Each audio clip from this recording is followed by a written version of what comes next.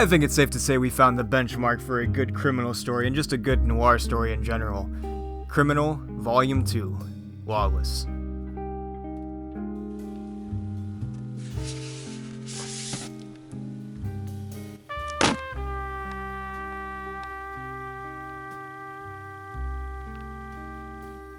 So one of the things I mentioned in our previous discussion/review of the first volume, Coward, is that one of the cool things about the criminal series is that it's this anthology series, this twisting and turning anthology series that sometimes sort of dissects similar themes with different characters and different settings and different contexts and everything like that. It jumps around in time. Sometimes it explores characters that we've heard about and seen through the eyes of others, with their own stories and everything like that. Coward really does a great job at setting the stage for this crime family that we're now diving into more in the second volume, the Lawless crime family. I'm sure that's probably not their real name, but if it is, that's cool too. I mean, why not? We get brief discussions of some of the characters of the Lawless family in the first volume of Criminal, called Coward. The main character of that one, Leo, is actually childhood friends with the main character of this one, Tracy Lawless, which I think was such a cool connection. And we get to hear about his father and sort of what happens to him in Coward as well, too. And trust me, it ain't pretty. But with all this, where does Lawless come in? So the interesting thing about the Criminal series, it's sort of like split up into these like various arcs and stuff like that. So the first time that Criminal ever came out was in 2006. I may have gotten that a little wrong in the last review. That's okay, nobody remembers that. Anyways, but the first set of stories is actually one solid run.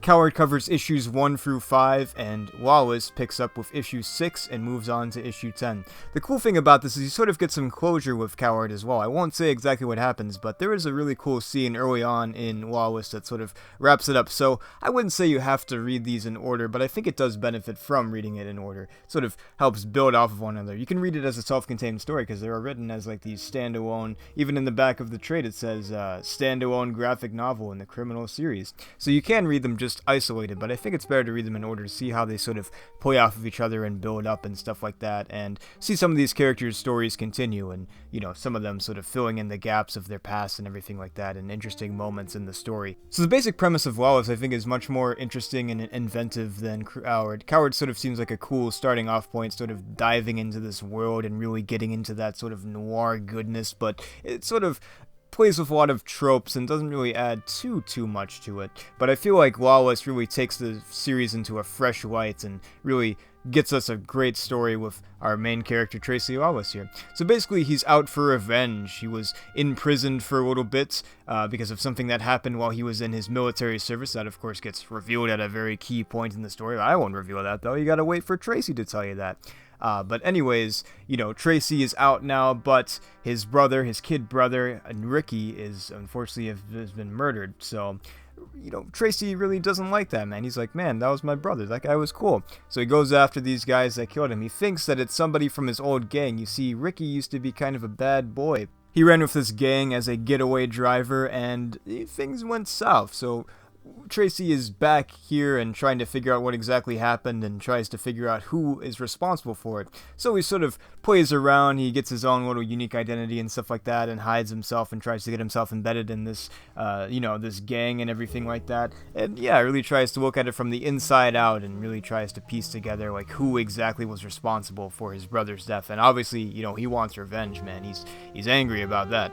What's really driving Tracy isn't just a devotion to his brother, but it's also this sense of guilt, this feeling that he left his brother behind and everything, and sort of his brother went on this different path that he really didn't want him to go down, but, he sort of left picking up the pieces and everything like that. So he sort of feels somewhat responsible for sort of how Ricky's life turned out. There are great emotional beats in Coward. There's some great, more somber, softer issues in Coward, especially closer towards the end and a little bit in the middle too. There's sort of a part where all of the action has died down and it's just these two characters, Leo and Greta, talking and sort of ruminating about their lives and how they've gotten to this point and what they're gonna do, how to get out of this sort of scenario that they found themselves in.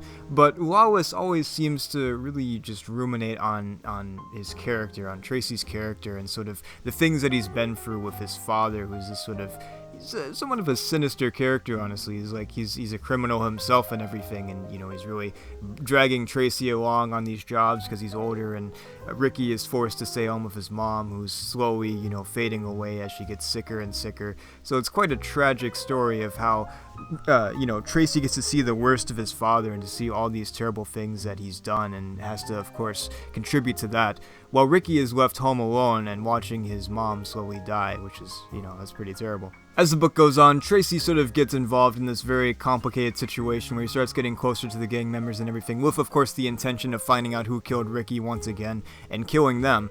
But he also gets involved in this woman that he was dating as well, Mallory, and they sort of have this really interesting relationship where it's like Tracy feels something for her, but he's also sort of using her too, so it's really difficult for him to sort of calculate that he's like, oh, I really feel something for this woman, but also, I should be separate, and I should be, more objective about this, and I should, keep my distance as best as I can while I figure out, because she could even be involved. She could be the one that could have killed Ricky.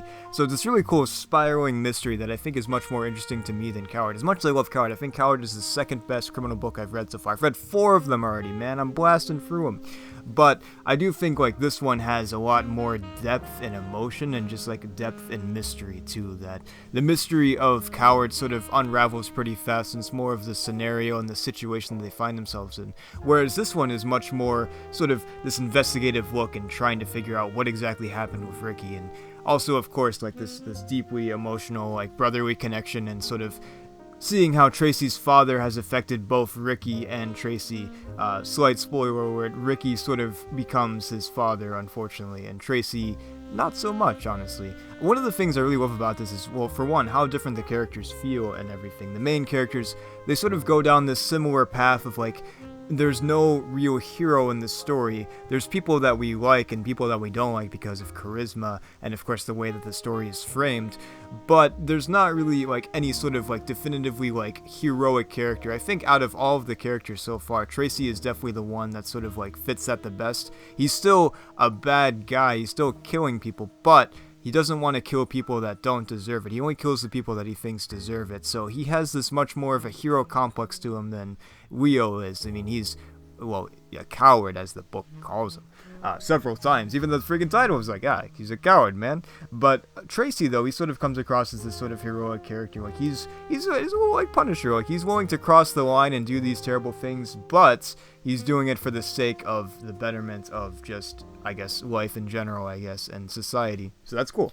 So even though this takes place in the same world, and of course, the same setting too, we see the Undertow bar, which I think is cool. We see Gnarly. We see some cameos from other characters. We see sort of the fate of some of the characters from Coward, which I think is really cool. There's one character, I didn't really pick up on it the first time, but then I started thinking, I was oh, that's that character. So keep an eye out. There's some really cool and sneaky cameos and stuff in this series. It's great.